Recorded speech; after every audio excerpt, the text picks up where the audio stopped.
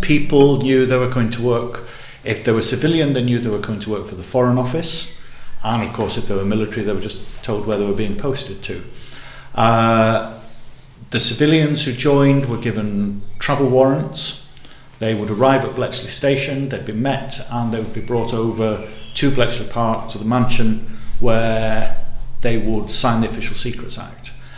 Quite often, in a very melodramatic way, they would sign the Official Secrets Act. It would be an army officer in uniform who would take out a pistol and put it on the desk in front of him before inviting people to sign the Official Secrets Act, just to add a touch of drama to the moment. At that point, they were told that this was a secret organisation that was involved in code breaking, and that under no circumstances would they ever be allowed to talk about what went on inside Bletchley Park. One of the recruits, interestingly enough, wasn't a mathematician. It was Don at Oxford called J.R.R. Tolkien. He was actually very keen. He wanted to come to work in cryptanalysis during the war, but in the event he wasn't selected, and he stayed on in Oxford and wrote some books that became quite famous later.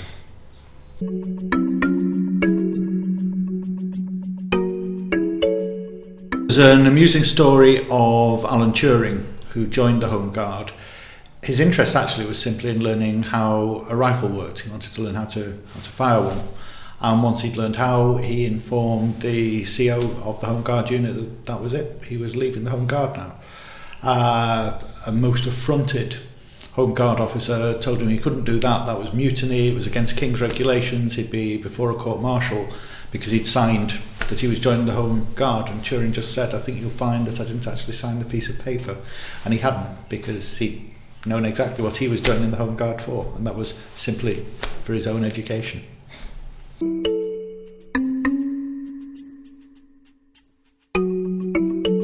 I think the story that most symbolises to me what happened here came in 1976, when there was a programme on BBC about Bletchley Park, and there was a husband and wife in a village in Gloucestershire called Painswick who were watching this programme, and the husband turned to the wife and said, "That's where I was during the war." And she said, "So was I."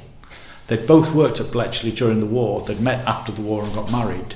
They'd never met while they were here, and neither of them had ever said what they did during the war. It took another 30 years before they realised that they'd both been doing the same thing at the same time.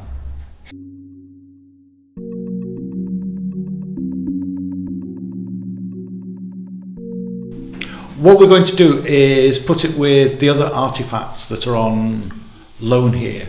It doesn't make sense in Cheltenham. It doesn't make sense to have it in a place where nobody can see it.